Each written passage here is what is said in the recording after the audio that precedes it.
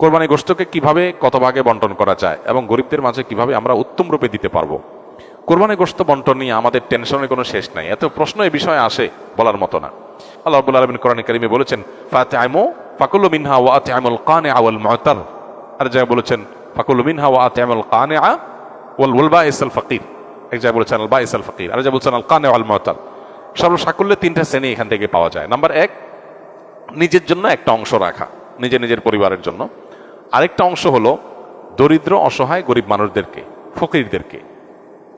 আর আরেকটা অংশ হলো আপনার প্রতিবেশী আত্মীয় স্বজন যারা হয়তো মানুষের কাছে হাত পাততে পারে না, এরকম মানুষদেরকে। তিন ভাগে তিনটা ভাগ করে আপনি কোরবানি পশু বন্টন করবেন। হুবহু তিন ভাগ নাও, একটু কম বেশি হলো, নিজে একটু কম রেখে বেশি দিলেন বা একটু বেশি রেখে কম দিলেন, তাতে কোরবানির অসুবিধা হবে না। কোরবানি গোশতকে তিন ভাগে ভাগ করা মুস্তাহাব বা উত্তম। হুবহু তিন ভাগ না করে যদি চার ভাগ করে বা দুই ভাগ করে বা একটু হেরফের করে, তাতে কোরবানির অসুবিধা হবে না, কিন্তু উত্তম হলো এটা।